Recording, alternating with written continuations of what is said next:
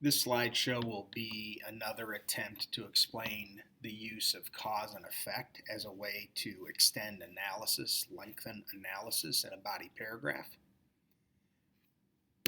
I will be using the AP English Language Rhetorical Analysis prompt from 2012, which is the John F. Kennedy speech. It's actually a press conference about U.S. Steel's rise of steel prices. So in a rhetorical analysis prompt, of course, the thesis from student to student is not going to differ all that much because we need to gather what Kennedy's main point is in his speech. So the thesis that I have listed here should be similar to just about any thesis that you might come up with. Now, after the thesis, of course, what you end up choosing as your textual evidence is going to differ quite a bit.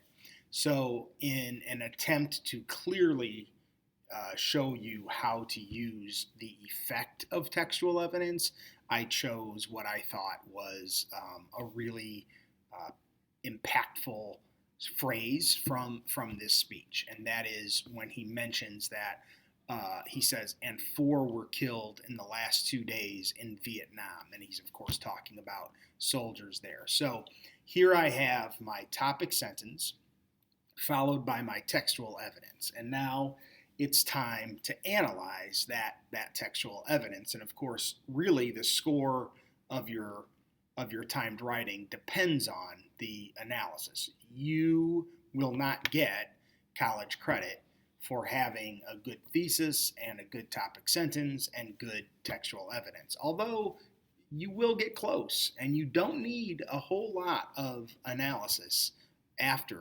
those two things to start to get close to a 3 on the exam. So what we want to do is we want to show the cause and effect relationship if we treat the topic sentence and the evidence as the cause, and then we talk about, well, then what's the effect of that? And another way perhaps to think of it is, what is the relationship between these two sentences? What is the relationship between Kennedy mentioning Vietnam and his overall purpose of convincing the American people that it is not a good time for U.S. Steel to be raising those prices? And then we want to drive the analysis through the paragraph as much as possible, similar to the way dominoes start to fall, right? And that's what you have. You have one domino, and it's the cause of the next one falling, and that one becomes the cause of the next domino falling, and that one becomes the cause of the next domino falling. So we want to extend that analysis as much as possible. Now, at the top of this slide, I've got my topic sentence and my textual evidence. And then I wrote a ton of analysis. It was basically everything that a 47-year-old English teacher with multiple degrees could think of.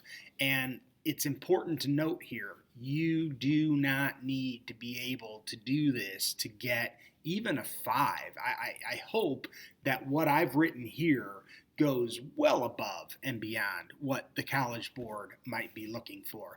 I would say that you probably would get college credit after maybe the 3rd sentence. So that ends in the 4th line of this.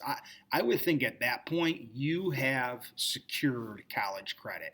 And I would think that after that, you're just looking to get an even higher score, a 4 or a 5 on the AP exam. And, again, don't be thrown by my vocabulary in this because, again, I'm old. I've had a long time to accumulate these types of words, and you don't need this advanced vocabulary on the College Board. They don't expect you to be a 47-year-old English teacher who's degreed.